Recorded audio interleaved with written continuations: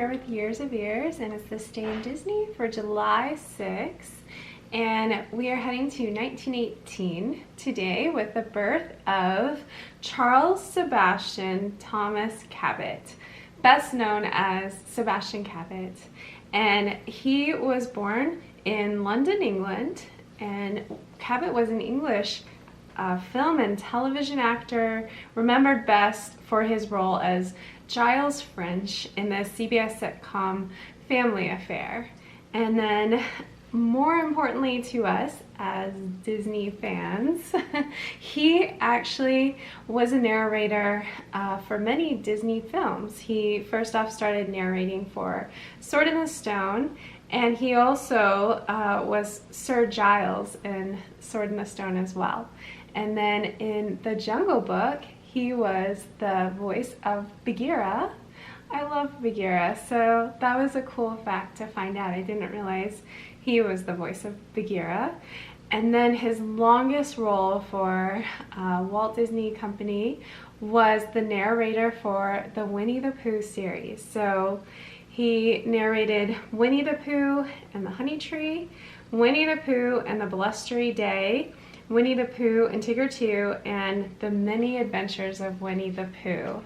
So he also played Wazir in Kismet, and that was a film, as well as Dr. Carl Hyatt in the CBS series Checkmate.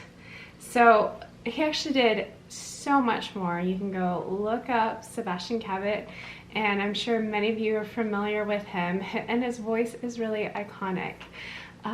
So interesting information I found about him. So he left school at the age of 14 and worked at an automotive garage, and then ended up being a chauffeur and a valet to the British actor Frank Pettingill.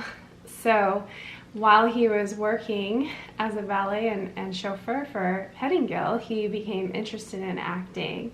So he actually joined a repertory company, and interestingly to me, Cabot said in 1968, well into his career, that acting was a form of lying, and he gained smoothness in his speech, serving as Pettingill's dressing room butler.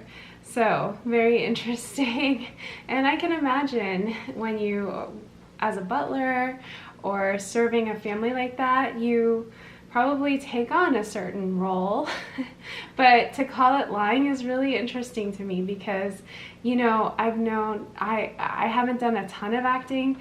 My children have though, but when I've tried to act, I'm like, this feels so weird. Well, it comes more naturally to my children, so I guess it just depends on how you feel about it and taking on different roles. But it was an interesting thing that I heard about him. I love the narrating voice for Winnie the Pooh.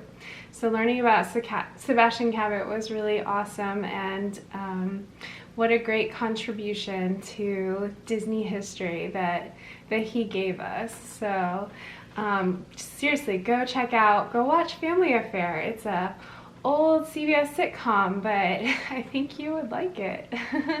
And then next up on this day actually was last year in 2019, a more sad event that, you know, our family really did care about, and maybe many of you did too if you watched a lot of Disney Channel.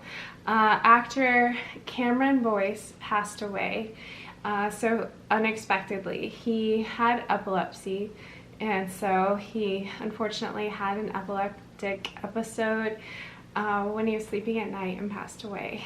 So sad, and still kind of weird. We were just we don't watch a lot of Disney Channel here at the house anymore because we have Disney Plus, but we were at the resorts and we were watching Disney Channel. We were actually watching Jessie, which Cameron Boyce played Luke Ross in Jessie, and it's just every time the show comes on, I really do think about him because he was 20 years old.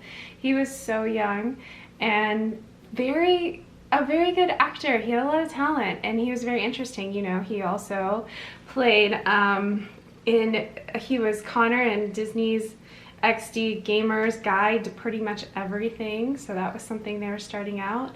And then he also, of course, was Carlos in the 3 Descendants films, and lots of people know him from that role as well because of their love for the Descendants movies. So it was really, really sad for his loss. I didn't know he did voice acting. He's Jake in Jake and the Neverland Pirates, and then also Herman Schultz in the Spider-Man series, the animated one. So I kind of knew some of this when I was reading about him when he passed away and talking with our family, but he, at his young age, he was a philanthropist. He really tried to get out there and do charity and help and serve the people that he could. The one that I thought was really interesting was in 2017, he helped raise $27,000 for a group called the Thirst Project, and this was to bring clean water to underdeveloped countries. So those are the types of things that you don't really often hear about, but there are countries that just don't have clean water, or just basic things that we all have. And it's amazing when people take the time to raise money and give to those sorts of things to help people to have a better life right where they're at, and have good food, good water, and a good life. And you know, now there is actually a foundation, a Cameron Boyce Foundation. It's a nonprofit in Los Angeles, California, that provides young people, artistic people, and creative people outlet alternatives instead of violence and negativity.